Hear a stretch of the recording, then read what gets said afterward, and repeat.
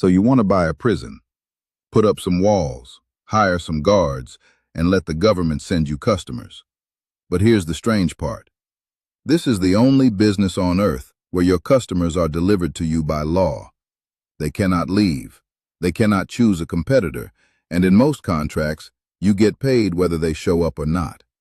By the end of this video, you'll know exactly how a private prison makes money, what a human being is worth per day on an invoice, why some states have signed contracts promising to keep these buildings full, and why a private prison isn't really the business most people think it is. Private prisons come in 3 sizes, and the price tag depends on one thing: beds.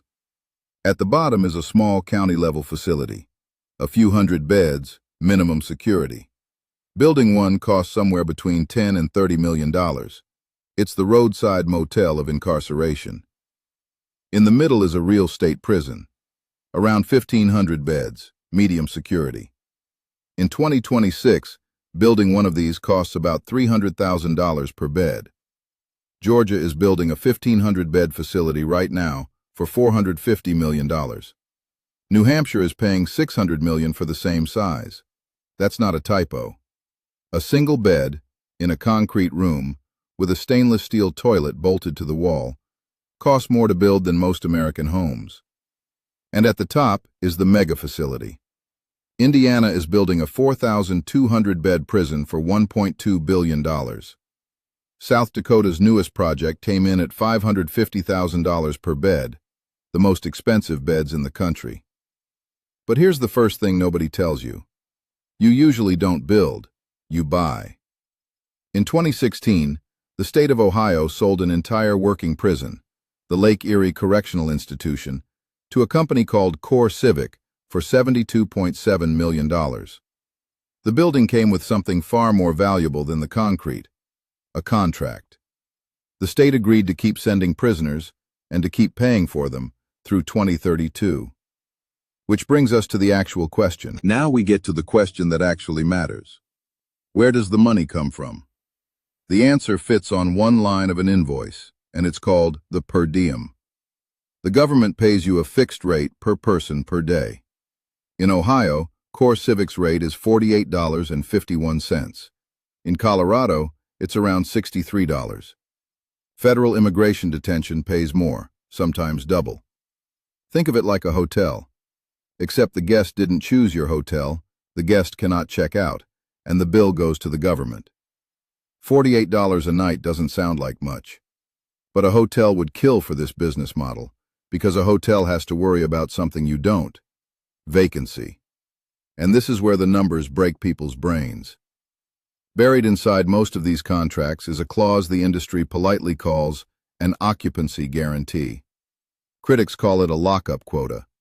The state doesn't just agree to pay for the prisoners it sends, it guarantees the building stays full. In Ohio, the guarantee is 95%. A national study found that 2/3 of all private prison contracts contain a clause like this.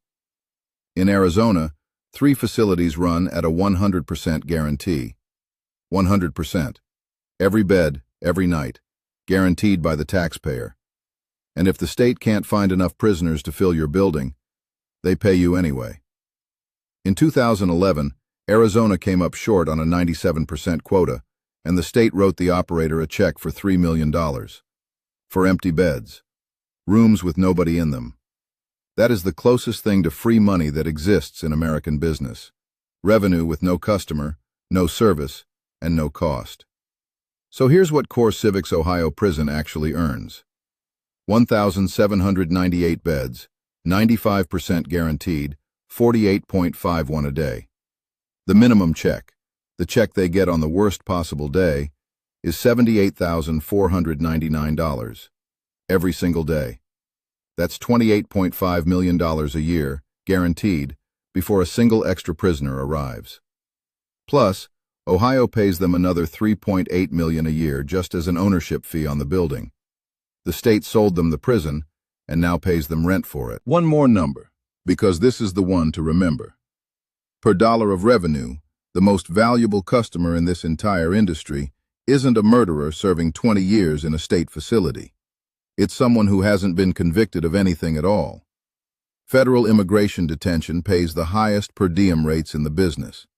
And in the last 2 years, that has quietly turned this industry upside down. Which brings us to the part of the business the public never sees. 2 companies dominate this industry: CoreCivic, out of Nashville, and the Geo Group, out of Florida. Together, they control the vast majority of America's private prison capacity, with combined revenue of $4.8 billion in 2025. And behind them, holding the stock, sit the biggest institutional investors in the world. For years, both companies ran as real estate investment trusts.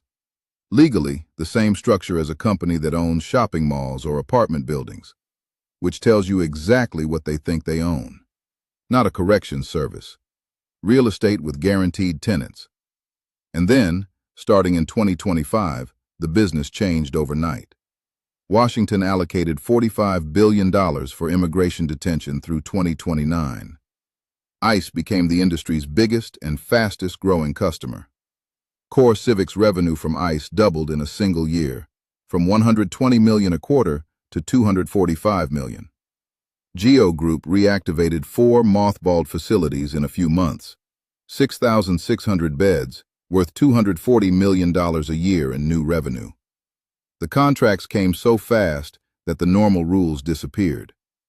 ICE started signing no-bid agreements, citing, quote, unusual and compelling urgency.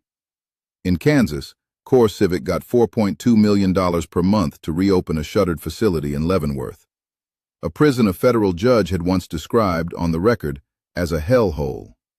No competitive bidding.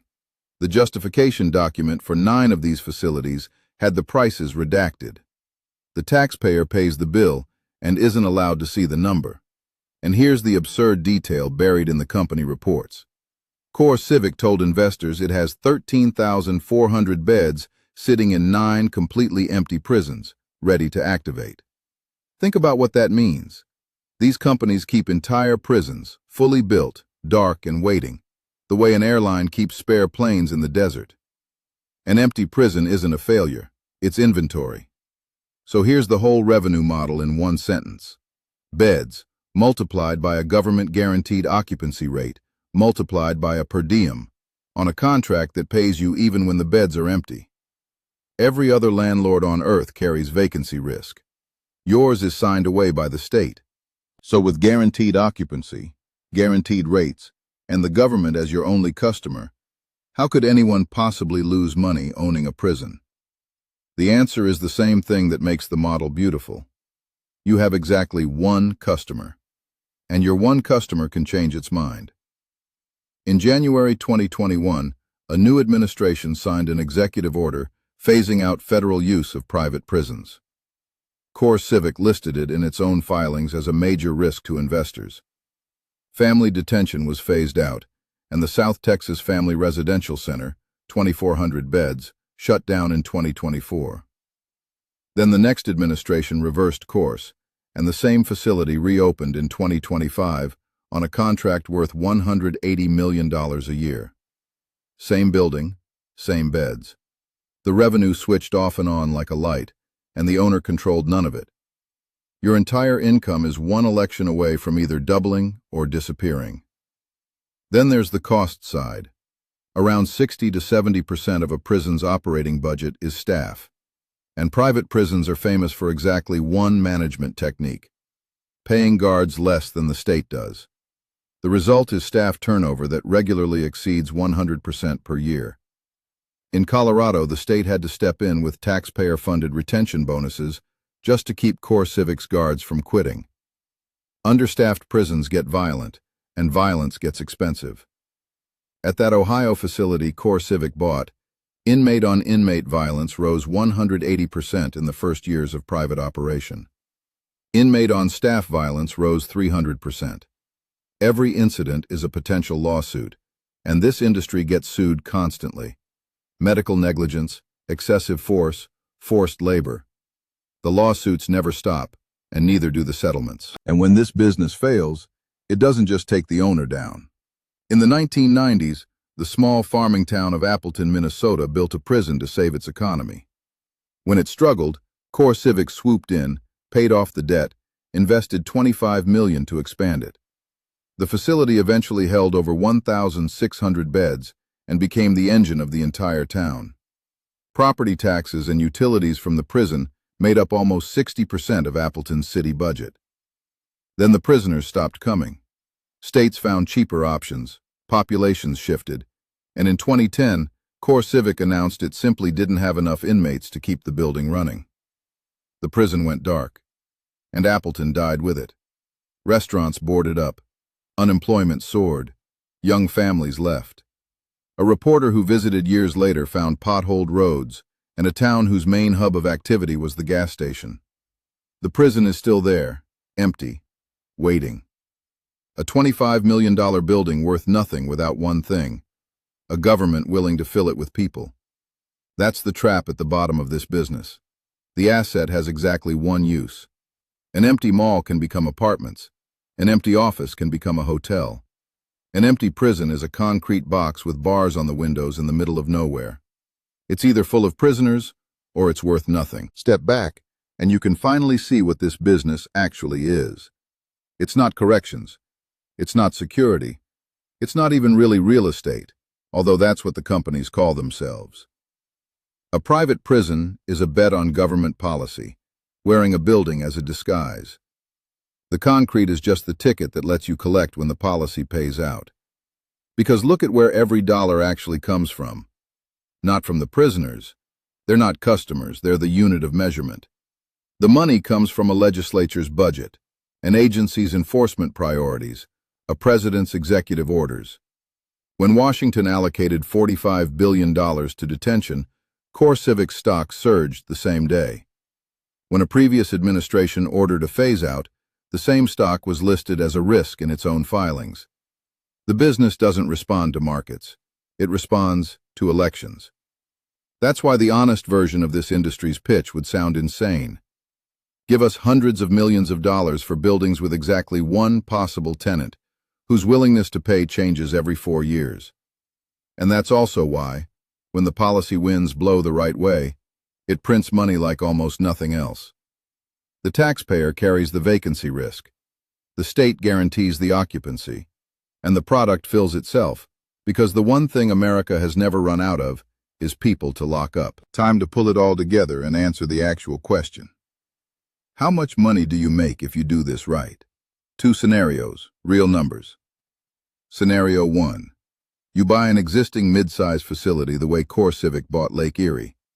$72.7 million for roughly 1,800 beds with a state contract attached. At the guaranteed minimum alone, that's $28.5 million a year in revenue, plus the $3.8 million ownership fee. After staffing, medical, food, insurance, and lawsuits, margins in this industry run around 25 to 30%. Call it $8 to $10 million a year in profit, guaranteed by contract, with payback in under a decade. Boring, grim, and about as recession-proof as business gets, because recessions don't empty prisons. Scenario 2. You go where the per diems are highest, federal detention. One reopened facility, the Dilley Center in Texas, is worth $180 million a year on a single contract. The Kansas facility pays $4.2 million a month. Land a few of these when the policy winds are blowing your way, and you're not running a prison company anymore. You're running a toll booth on the border, and Congress just funded $45 billion of traffic. And if you survive long enough, you become CoreCivic and GEO. $4.8 billion in combined revenue, empty prisons held in reserve like ammunition, and a stock price that trades on election night. So if you do decide to buy a prison, just remember the one rule this entire business is built on. Every other landlord in the world has to find tenants. Yours are delivered by the state, counted per day, and billed to the taxpayer, full or not. The house doesn't just always win. The house is guaranteed by law.